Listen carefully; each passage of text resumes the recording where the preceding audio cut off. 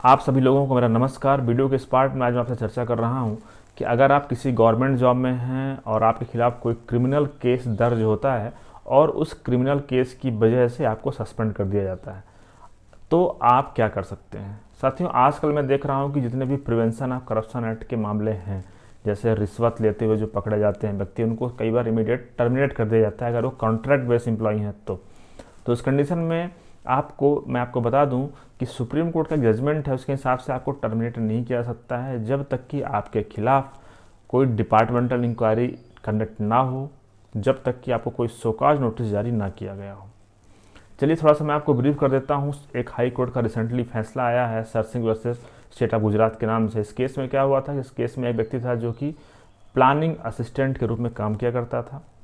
उस व्यक्ति ने एक दूसरे व्यक्ति से रिश्वत की मांग किया, 2.5 लाख रुपए के लिए उसने मांग किया। उसी दौरान उसको ट्रैप कर लिया गया और उसके खिलाफ prevention of corruption act PC act 1988 की धारा 7, 8, 13 1A 13 2 के अंतर्गत मुकदमा दर्ज किया गया और उस व्यक्ति को इमीडिएटली टर्मिनेट कर दिया गया सर्विस से।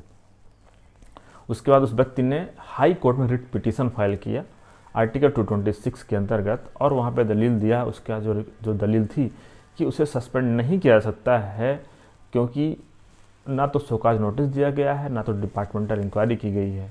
इस संदर्भ में सुप्रीम कोर्ट का एक जजमेंट है Priyadarshini versus state of MP के नाम से, वो भी बेहद महत्वपूर्ण जजमेंट है इस तरह के केस के लिए।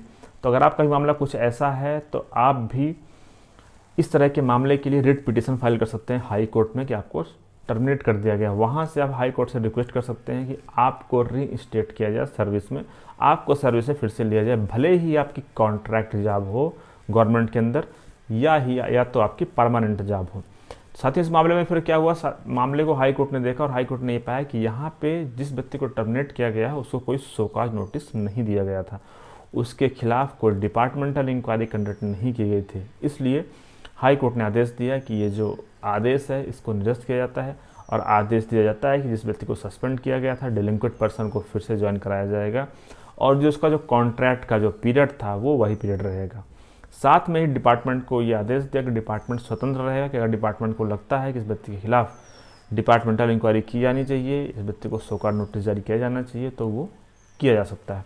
तो साथियों, इस वीडियो का उद्देश्य ये है आपको बताने का, अगर आपके खिलाफ भी कोई केस दर्ज किया गया है लेकिन आपको कोई शोकाज नोटिस नहीं दिया गया है, आपको के खिलाफ कोई डिपार्टमेंटल इंक्वायरी कंडक्ट नहीं की गई है, तो आप उस आदेश को हाई कोर्ट से क्वेश करा सकते हैं।